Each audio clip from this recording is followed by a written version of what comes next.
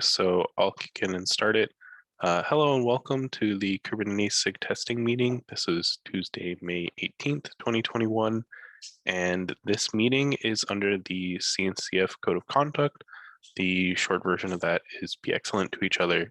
This meeting will be recorded and uploaded to YouTube. First up, someone has listed plans for V122. I'm not sure who, they didn't leave a name though. Anyone here leave that?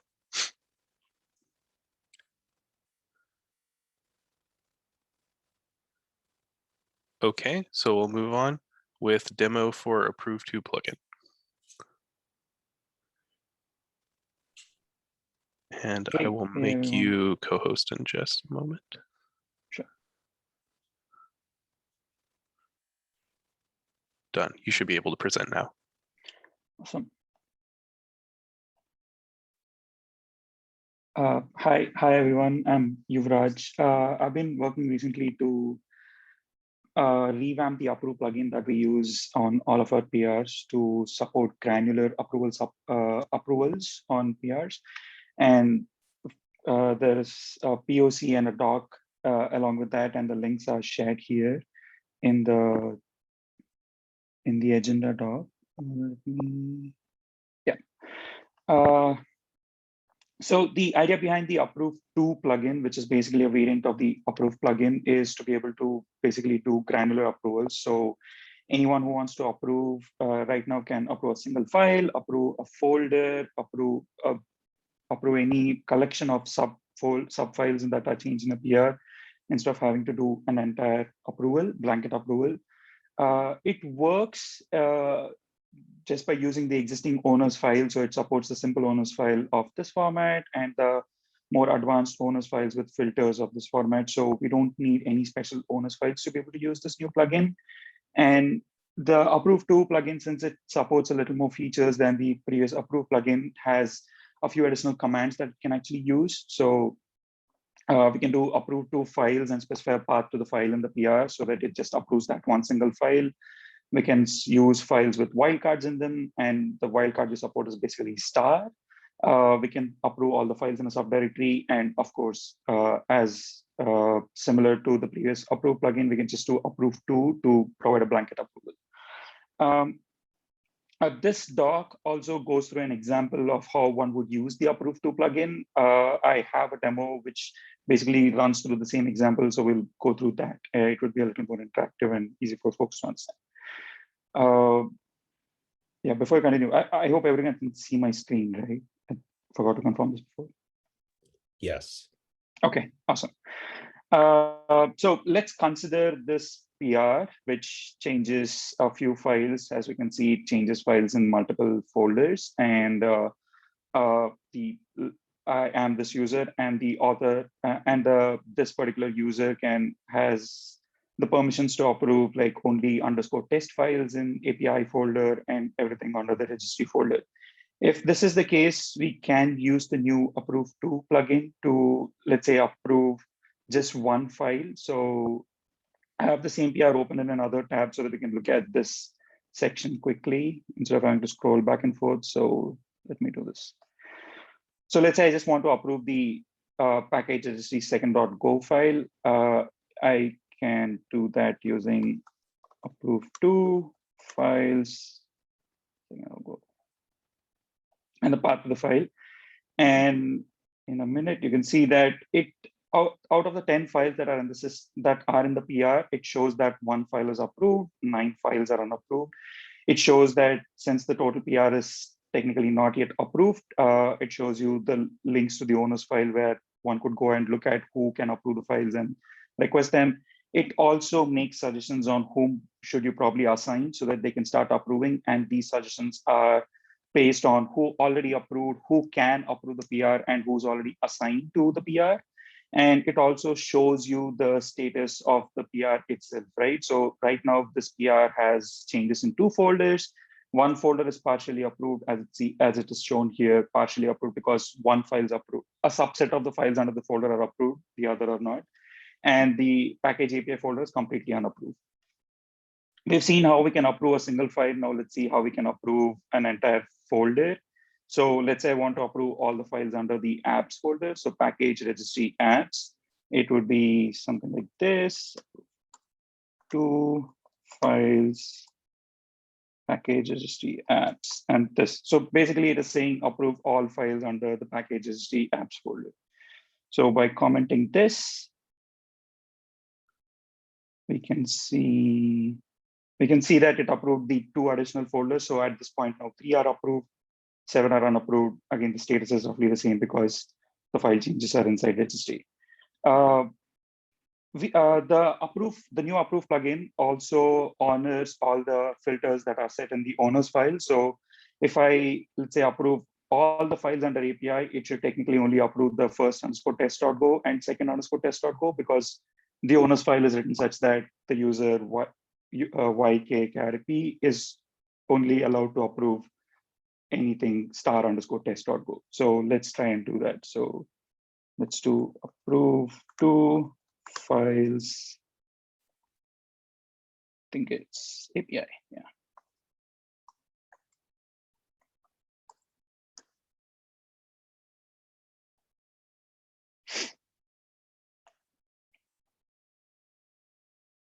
And it shows that it approved 2 additional files, the first _test.go and second _test.go, and the first .go and second .go files are not yet approved. Next, we can, so at this point, we've approved a single file, we've approved a subset of files, a folder, and also approved like a subset of the files. The user can also specify wildcards in the name of the file. So let's just approve,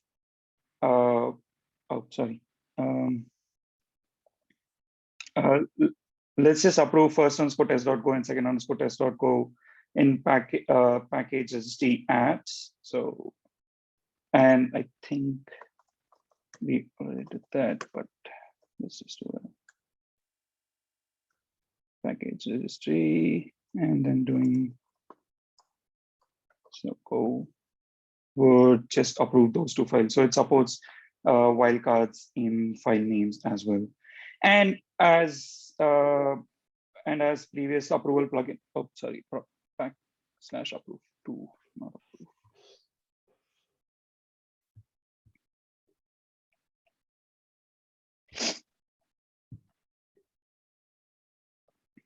Yeah, and it just approves the 7 files at this point. Basically, approved the 2 other files, meaning the first _test and second _test. And as the previous Approve plugin supports, we can someone could just provide the blanket Approve2, and it would approve all the files that the user can approve. So in this PR, the user can approve 8 files and cannot approve 2 files. So all the 8 get approved and 2 get unapproved. And similarly, we can also cancel approval. So Approve2 cancel will just cancel all the approval, any approval that the user gave, single file, multiple files, anything, and then it goes back to 0 files approved. So that's the new Approve plugin. There is a link to the POC and the link to this doc in the agenda. And I wanted to collect feedback about the plugin itself on how,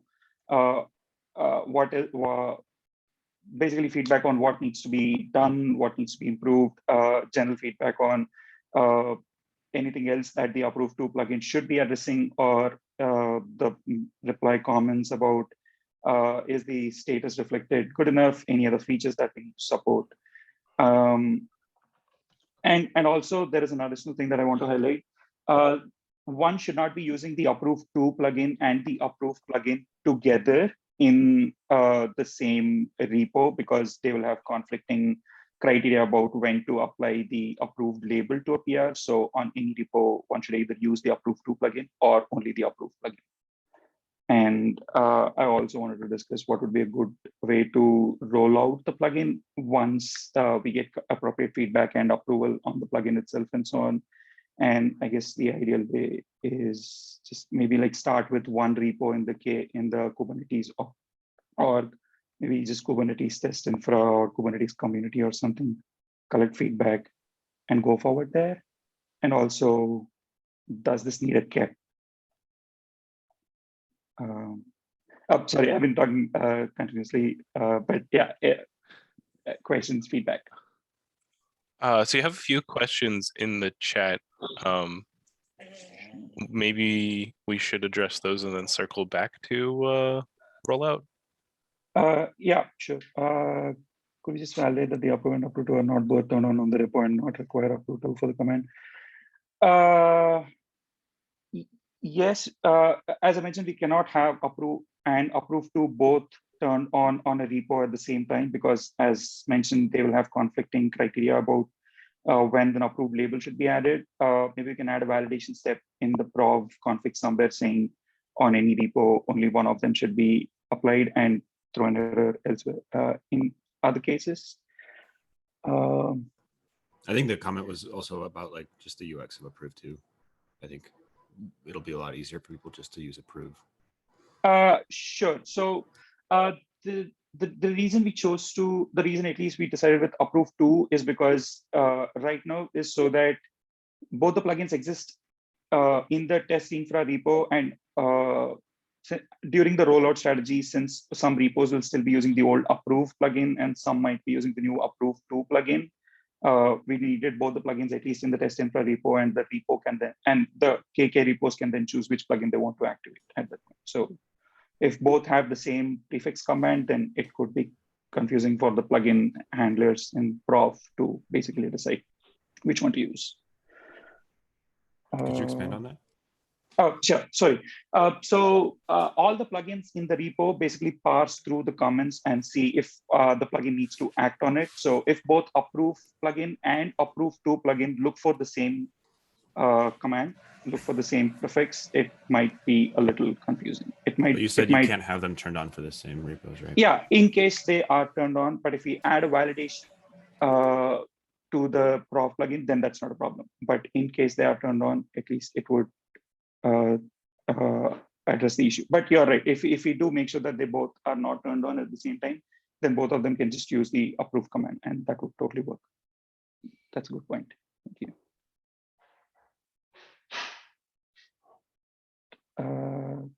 Okay, shall I move on to the next question?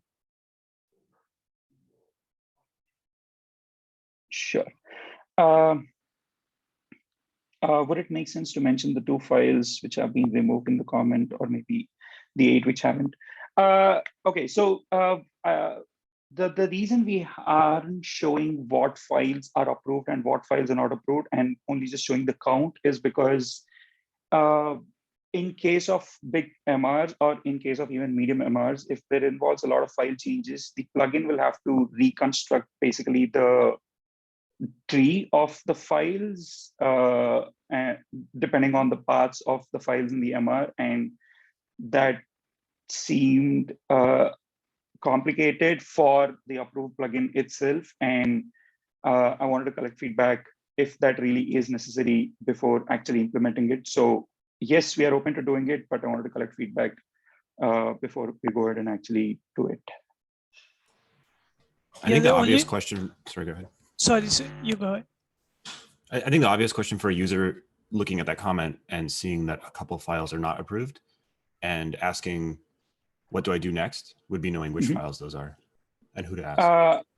Yes, that's a good point. So our partial way we thought that we could solve it is at least showing the status of the folder, saying, okay, the ones that are partially approved or not approved are the folders where the files are.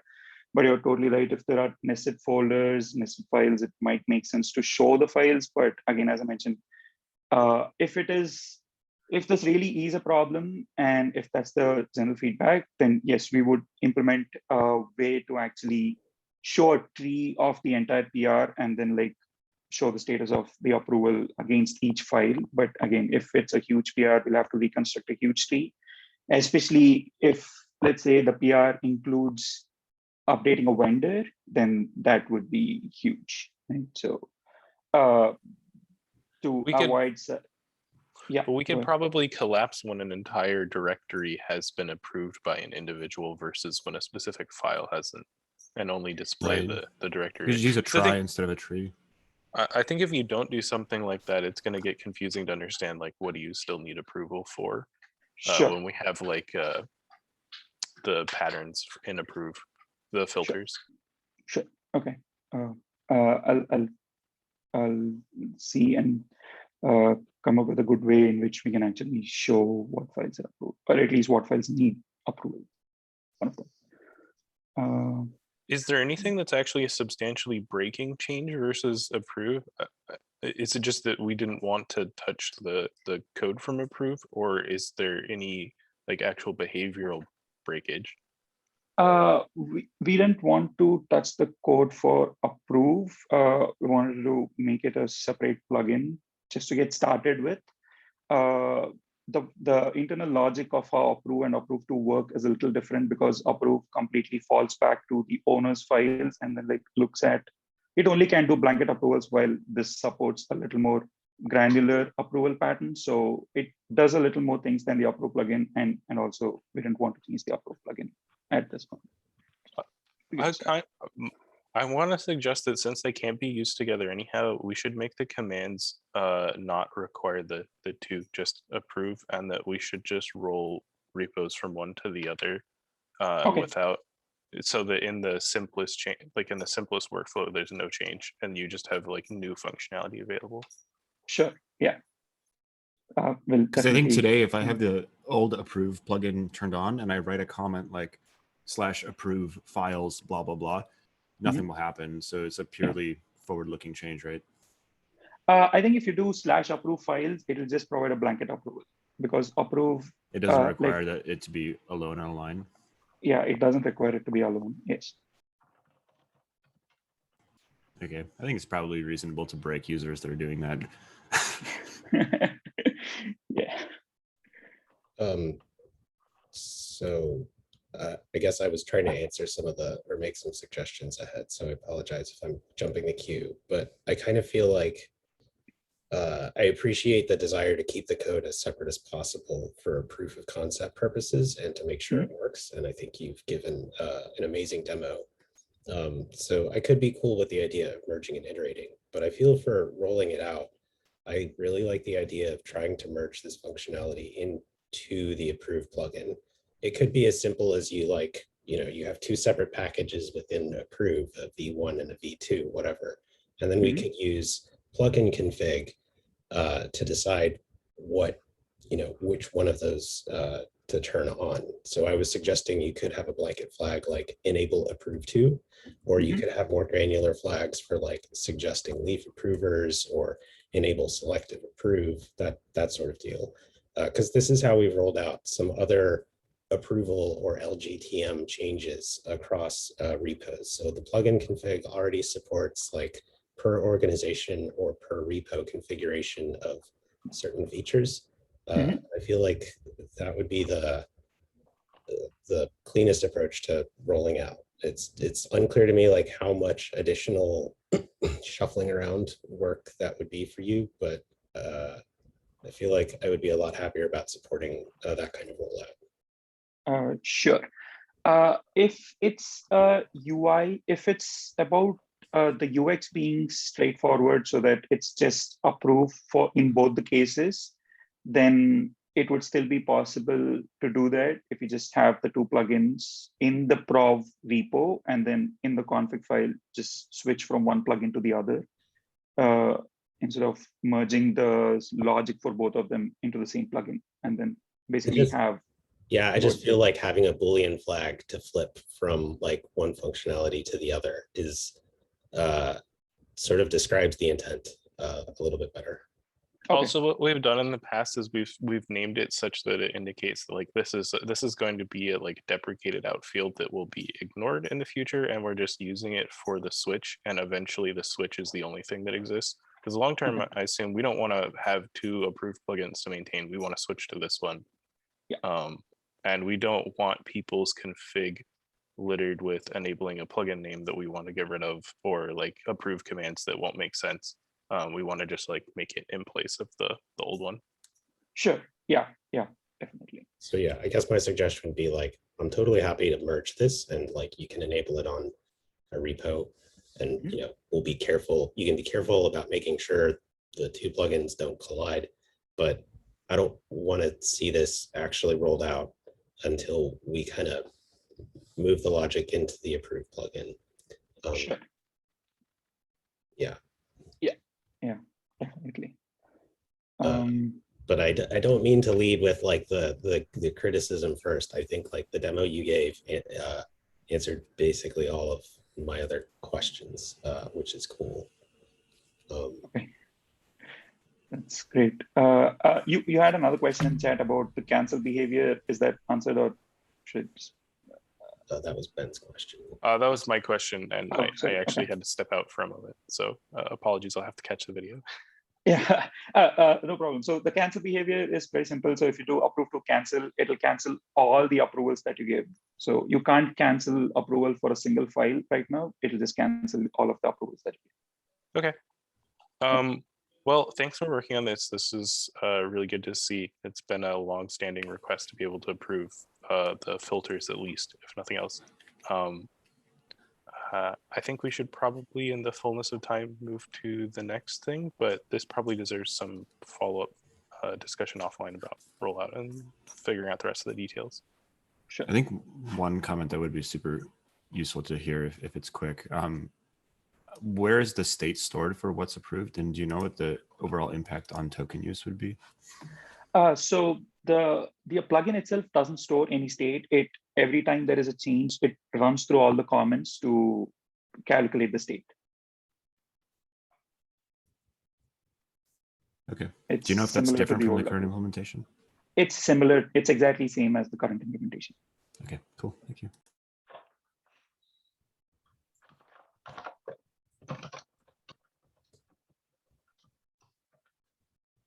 Okay, so thanks so much for that. Now an update on DepStat. Yep.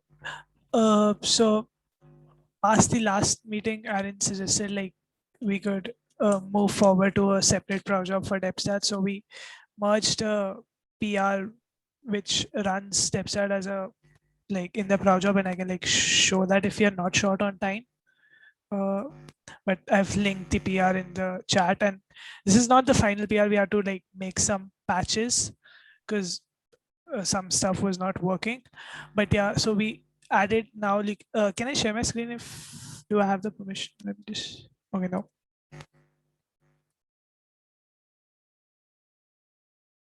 You can now. Yep. Yeah. So now if you now you can run test check dependency stats, and then this will trigger the job.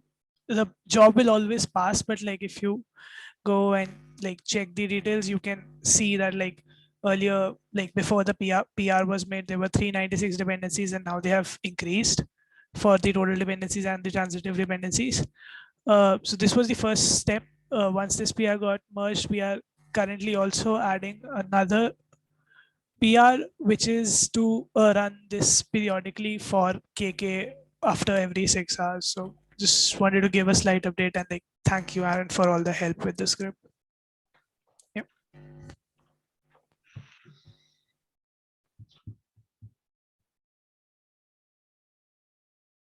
Thanks for working on this, and thanks for the update. Anyone have any questions about this?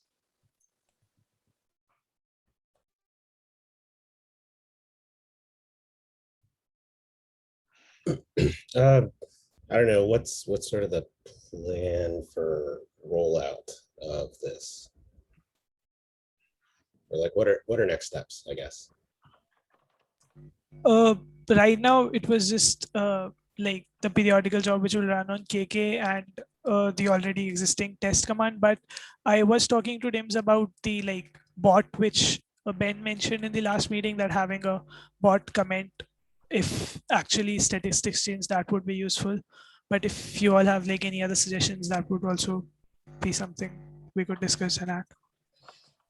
That's cool. So we have the tool. We are just looking at ways it'll be useful to integrate. Let me rephrase my question. Maybe this will show how much I was paying attention. Does the job fail for any reason? Like, is it clear that somebody needs to fix something? Not right now. I wanted the job to fail, but Tim's actually suggested that it'll be great if like since it's in the initial phase, we do not block anyone. Yeah. So right now we just like do an or true so that it never fails, but you can go and check the stats, but maybe that changes in the future. Okay. That's good. Yeah, that's good to know. I think that's what I was asking. Thank you. As a approver, I think just having access to the stats that I can go look at will be pretty useful. And maybe we don't have hard rules about them yet, but at least I don't have to try to like mentally figure them out. The other follow-up on the dev stat was like currently it's a manual trigger. One needs to go and run the test command.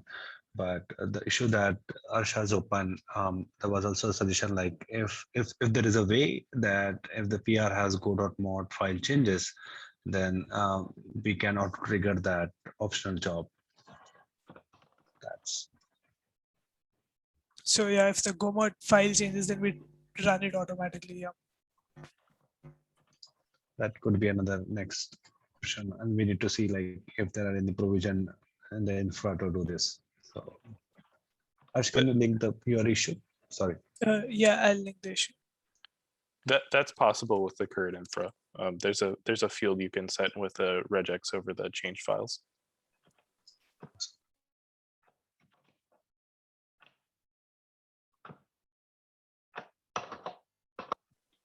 Cool, thanks. So now an update on the E2E framework. I believe this was Vivian. Yes, hello. This is Vladimir, and I'm here to kind of do an update. Last time I was here, we talked about the E2E framework.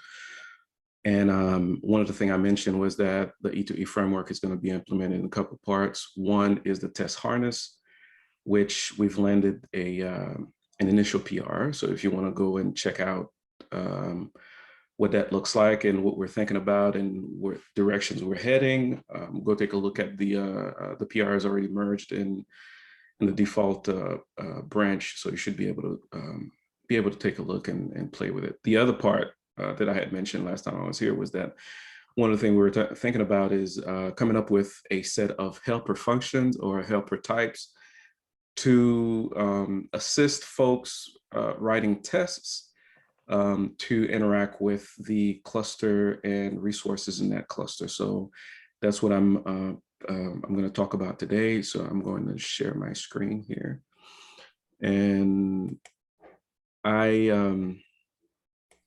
put a link in the meeting doc to this document, and this is completely brand new, going on and still being iterated on.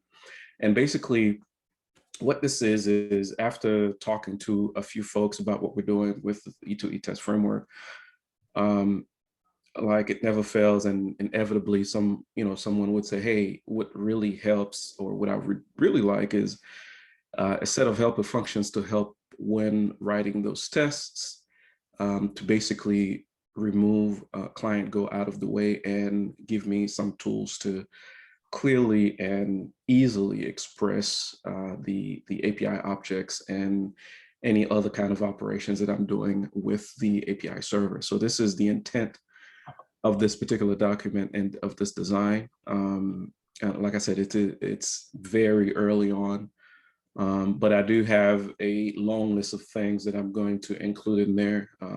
At this point today, I only have a few things, but this would give you an idea of what the directions are. You could see one of the things I've already put down is creating Kubernetes cluster configuration, how we think that we can do that in an easy way to return a cluster. We're going to have a K8s package under the client package, as a sub package. And in there, we're going to have something called resources to help you expose all resource related, not all, but most resource related operations, especially the CRUDs operation, which are the create, update, delete, and list and search. For instance, let's go down here. One of the first thing I'd like to see we work on is a search option, which would allow you to basically search and return a list of objects based on arbitrary or close to arbitrary arguments that you would pass, and the code would go in and figure out and try to find the object that matches any one of these parameters using I think it's using an OR. Actually, it's using an AND combination. Other functions and methods, we're thinking about something like a get, where you would say, I want to get, and I don't want to go deep into what each line of the document, because you can take a look at it. So that's why I'm skipping around. So for instance, here you see that there's a resources.get. So you would use it as such, where you say res to create the resources and call the get. Actually, this should just be get. And you pass it a context, a name, and a namespace, and a pointer to an object that you want to get. And when it finds it, it would put the result into that particular variable. List, where this is something where you would use to go and get a list of a specific object. Basically, you provide, again, you do the same thing. You provided the shape of a list of an object, and you give it to this particular method, and it would do the work that needs to be done. The one thing that I want to point out is this API will work with either a typed object or an unstructured. So the intent is the code will do the right thing and select dynamically which API to use to retrieve or to work on the object that you're interested in on working on. And we see here, actually, I'm gonna take the time out to point out the approach I'd like to see, where here, if we go back here, we see that there's a list of options that takes list options. And list option is defined here as, do I have it here? Yes, it's defined as a function that takes the meta v1 list option. And what that allows us to do is, if there's no options, you would leave this empty, but you can also, as we're doing here, you could pass in predefined function, as we see here, that will take members of these options and in a pre-wrapped list option function for you, or you can provide the actual list option function yourself. And then create and then so forth and so on. So like I said, the idea here is to come up with a whole list of helper functions and helper types to make it easy to basically push client Go as far down in the bottom of the usability stack as possible to help folks writing code. And if this proves if this proves to be something that is useful in other domain, this could be something that we give its own repository. So I'll stop here to see if there are any questions.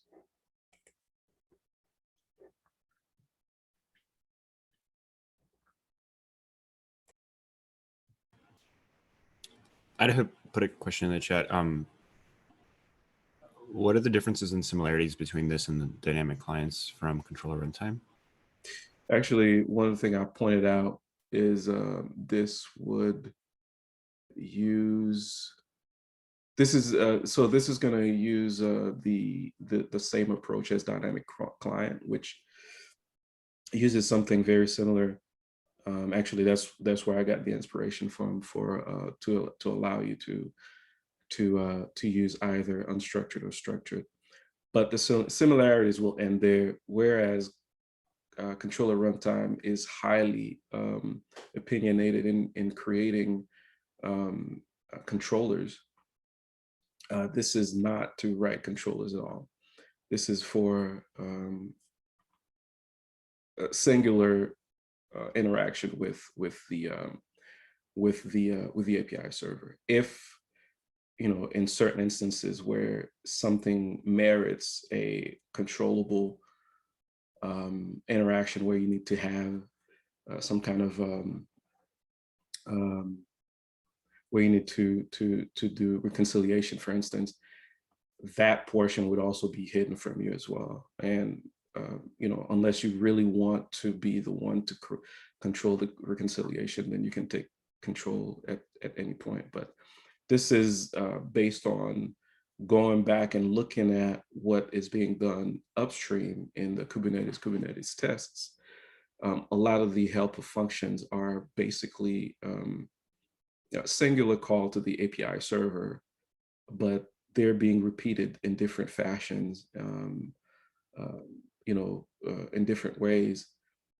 So this is trying to take a more holistic approach where we're, you know, seeing what's being done upstream and try to come up with something that is repeatable and simple to use. Taking aside some of the constructor details, it's certainly possible to use the controller runtime client in single shot applications, like outside of a controller context. Mm-hmm. Yeah, it is possible. And seeing that nothing, there's no implementation yet, I'll definitely keep that in mind, because I kind of struggle whether or not I wanted to recreate any of this, because as you said, some of the stuff is already in the controller runtime. It certainly is very opinionated, though. And right. I mean, maybe some used to not having that. Yeah, one of the things I do remember with controller runtime, one of the things it'll do is start a web server for webhook, and that may or may not be something that's desirable. But yeah, it's, you know, the floor is still open. Nothing is concrete yet. If it makes sense to recreate or to reuse what's in the controller runtime, we'll do it. If not, then we'll take a much simpler. I know they've recently been fairly receptive to feedback, specifically with that webhook thing. You know, that's been factored out, and oh, okay, yeah, you can either I haven't looked start it or not, or actually you can just do the webhook by itself without starting the rest of the server. So okay, I think having a conversation with them might be useful, because certainly like the opinionation there is really strong, and sometimes that's a real pain point, but it seems like they might be more open to changing things. I will do that. Thank you for the feedback. Vladimir, I'd also invite you if you want to attend sometime a conformance meeting, because we have a lot of folks that that's what they do is write tests, and maybe give some good feedback there. And would also just love to hear your thoughts. I haven't looked at the controller runtime as a one-shot thing. Steve, if you've got any links to that, I would actually love to pass that on to the conformance team. Sure thing. Thank you. Anything else? Sorry, I had my hand raised. I guess. Oh, I'm sorry. I didn't. No, it's all good. I tend to be terrible at doing the hand raising thing across all of the many different meeting technologies I use in my day to day. So I guess I'll echo Steve's thing. I like this looks like a wonderful API, and you should work on whatever you think is most important. It's coming across to me that this is like creating a really nice, simple client API, which is cool. I guess I'm wondering like what the specific pain points about what's out there this is addressing. Not that you need to answer that. I think my larger point is to me, a lot of the boilerplate and cruft that I see in Kubernetes existing end-to-end tests is stuff that's all around creating something and then making sure that it's definitely up, or modifying something and then making sure that we definitely see the change. Yep. You know, some people will do it via polls, some people will do it via events, some people will set up a timeout one way versus another. And I think providing a unified way to do that will reduce a fair amount of pain over there. But that's Just my No. That's part of the motivation is that doing an exploration of how, as you said, a lot of the code that's all over the Kubernetes test package is to address flakiness in different ways. And part of what I'd like to do with this is do it once for any type, and wrap that so that you as somebody who's writing a test, you don't have to worry about that. And it's done and it's baked in. And whatever way we do it, maybe it's poll, maybe it's event, maybe it's reconciliation, I don't know yet. But that is part of what I'd like to see happen. And another part of what I'd like to see happen is is some of the convenience that you get in an API like kubectl. I mean, kubectl is really an API for human, and it does just about everything we want it to do, but it does it in a way that shields me as a user from having to know all the details of the internal working of Kubernetes and Kubernetes reconciliation. And I'd like to see something similar to that, but for developers, where I have an API that can shield me from having to know all the details internally, but it's just as usable as something like a kubectl. I don't know if I'm being too generalizing by saying it feels like I want to make a client Go for dummies, because I don't feel like I need to know an awful lot to use client Go effectively. So I hear that for sure. Yeah, I mean, if it turns out to be that, yes, that would be great. But talking to folks, it's funny because I've talked to several people who have written tests and re-implemented test framework, and that is the portion where they complain the most. Is I just want something to allow me to easily interact with the clusters, cluster objects, API, and not having to worry about the internal working of how that is done. Yeah, totally makes sense. If only we had a language that supported generics. Yeah. I think my only other, it looks like you may be covering it with create options and search options. I feel like some of the tangled stuff I have seen in tests is what options you're issuing when you delete, like graceful termination versus allowing orphans or not allowing right orphans, that sort of stuff. But yeah, those will definitely be surfaced when that's being done. Yeah, but thanks for the update, man. This looks cool. All right, thank you very much. Thanks, Stevenson. Thanks. So next we have a discussion of a CI job for proof of concept vulnerability scanning of Kubernetes steps using SNCC. Yep, that's me. Hello, everyone. So this is about vulnerability scanning of KK dependencies. So we have been talking about this, and there are multiple options available. There are actually a couple of options available now. So Google team recently surfaced the Go audit design doc, and we also have a SNCC tooling in place. So SNCC has been useful recently, and it helps surface some of the vulnerable packages, dependencies that we are using. So this is about doing a POC for running a SNCC CLI tool in a CI job and see how that goes, and how we can make the process after that, after finding a vulnerable dependency, how do we go about fixing that, and how do we cherry pick that? So in this POC, there are a few steps. So if Ben, if you can please open the issue that's linked there. So I think there are a few steps in there which is in place. So SNCC, everyone can go and create a SNCC free account. They get a token. Using that token, they can authenticate their CLI and run the vulnerability checks from their repo and their command line. For Kubernetes repo, we got that created. And we also got some privileged features for the KK repo from the developer advocate of Snake. They gave us as a complimentary thing.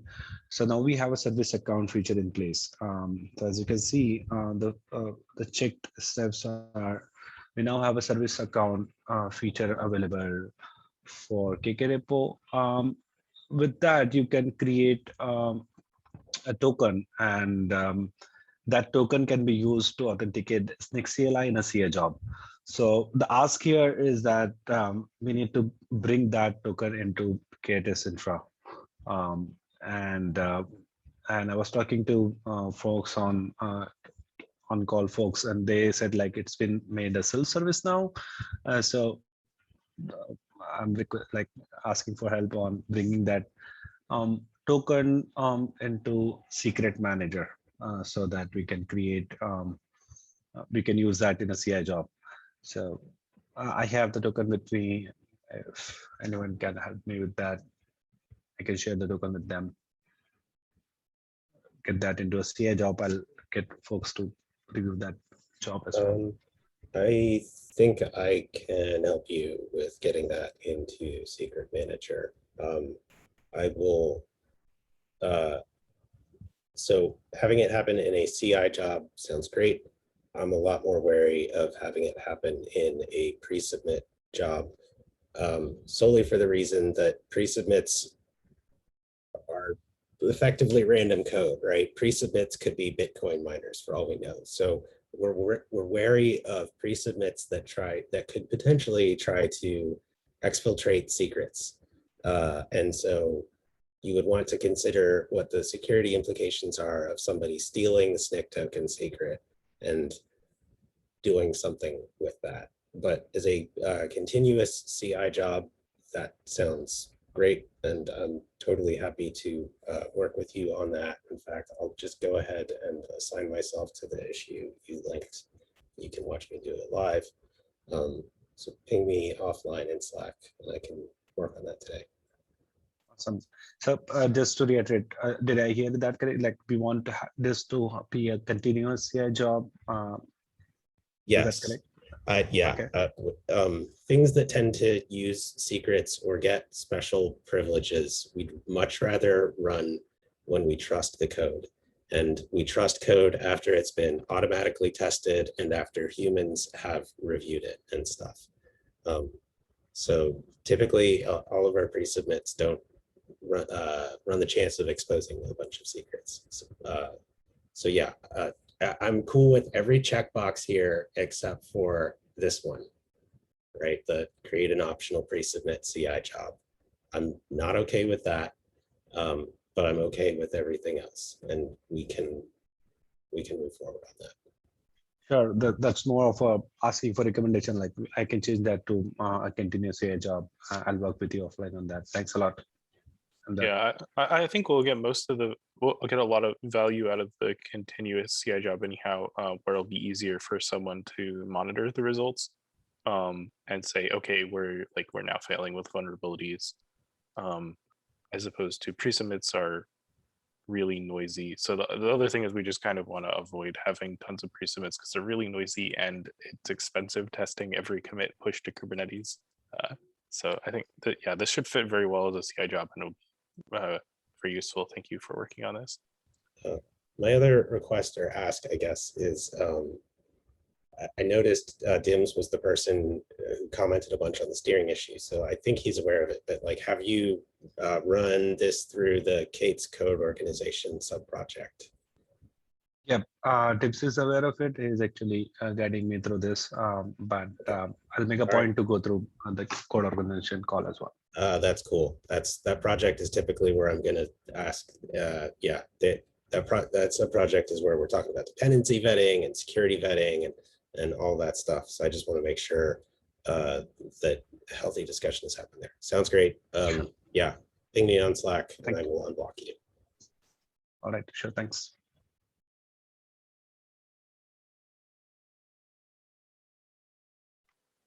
Thanks. Thanks, Aaron, for stepping up to help with that. We still have the plans for V122 topic from earlier. Was that you, Aaron? It was probably me. And oh, looks like we're out of time, everybody. Sorry about that.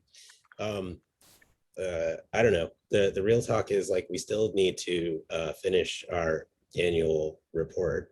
And then I tripped and fell down a rabbit hole of I have no idea how to actually keep track of KEPs in a sane manner. So now I'm landing a bunch of PRs to the enhancements repo to make KEP cuddle useful and get its tests to pass. And then I'm going to be scrubbing our KEPs, and then I'm going to be scrubbing all of the issues for SIG testing and Kate's infra, get the intersection of those first, and then I will look at SIG testing separately. I'm trying to write up a triage guide as I do this to describe the process of where I start and what sorts of things I'm looking for as I groom. So it generally looks like take a look at everything in V121, and if we're not working on it anymore, kick it out. If we want to carry it forward, kick it to V122. TLDR, I will punt this to next meeting and actually try to budget like 20 minutes to walk through this, but also post some stuff asynchronously to our discussions or Slack as I have stuff to share. And yeah, I have a super quick question for you. So I've also been trying to go through all our issues pretty regularly and have them in our like triage boards and stuff. What is KEP Cuddle doing that like labeled issues isn't doing? For me, I'm not aware of which KEPs we're participating in. Okay. And like which ones haven't made it to stable and stuff like that. I want to say, I feel like there's a separate follow-up discussion on this. I want to say that I would like to see those accurately labeled with SIGs on the issues and PRs so that we can continue using GitHub to do the GitHub thing. If only there was some kind of test that could validate that all of that happens.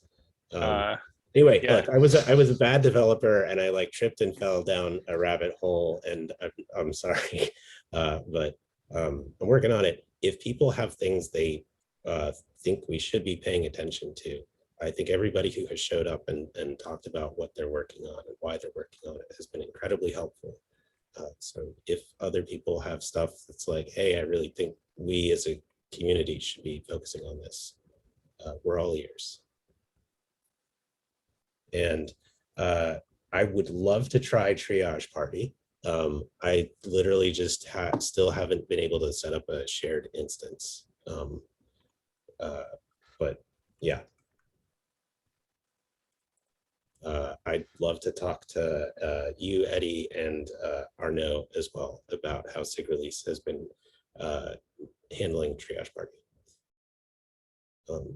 Because the best documentation is stuff that compiles and runs.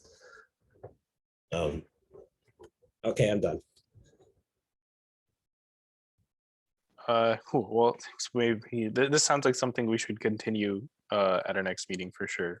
And sorry, Hippie, we'll move your topic to next time as well. And thanks. Async it on Slack. Thanks everyone for coming. Try not to start 7 minutes late next time. Maybe we'll get to a little bit more of this. Appreciate your patience and have a great rest of the day.